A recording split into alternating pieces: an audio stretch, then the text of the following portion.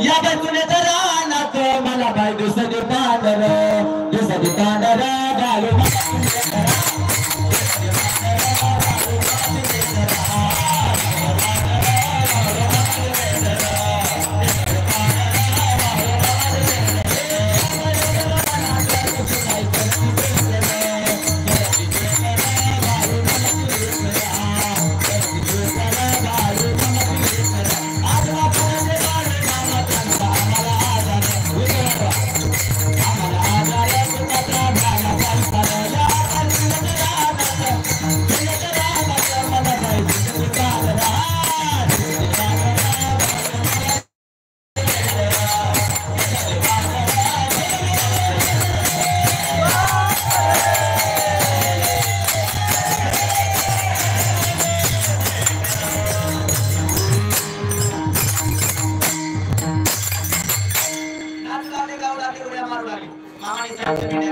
मेंढ्या केल्या काय का?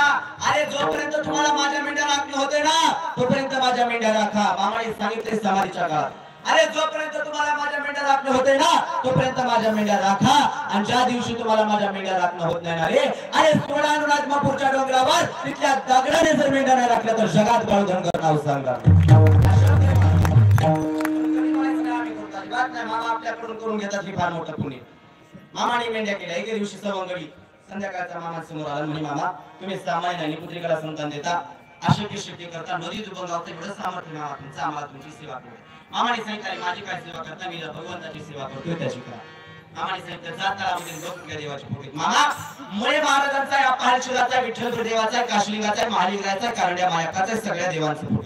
अरे बेड्या त्याचा मोठा फोटो कोणत्या देवाचा? म्हणे मामा तो तर पंढरपूरच्या पांडुरंगाचा आहे. अरे मग विचार काय करताय? त्याचीच भक्ती करा. मामा आम्हाला त्याचीच भक्ती करायची, तोच भगवंत आम्हाला जीवनामध्ये प्राप्त करायचा आहे. त्याशिवाय आमच्या जीवनाला सुख कराय मामा, तोच भगवंत आम्हाला प्राप्त करायचा आहे. पण तो आम्हाला सहजासहजी प्राप्त होत नाही. त्याचबरोबर तुमची सेवा करावी लागेल. तुमची सेवा केल्यानंतर तुमची कृपा होते. आणि कृपा होत असताना तुमची कृपा म्हणजे सामान्य मामा जगाच्या पाठीवर सगळे स्वार्थी कृपा करतील, पण मायबाप कधी स्वार्थी कृपा करत नाही. त्या मायबापाप्रमाणे तुम्ही आमच्यावरती कृपा करता. किती कृपा करता? किती कृपा करता? माय बापाप्रमाणे कृपा करता. अभंगाचं प्रथम तुम्ही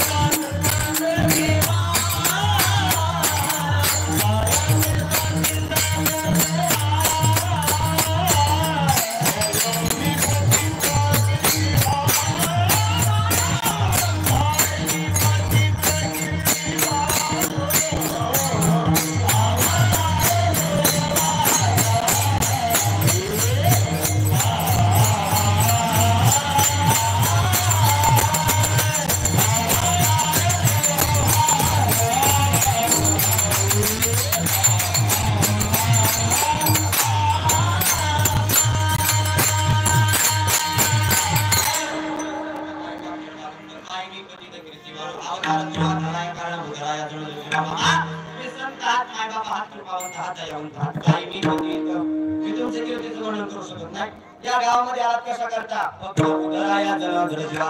आज या तळीगाव गावामध्ये मामा आहेत कशा करता? फक्त आपल्याला सावध करा. उठा जागे वारे स्मरण करा.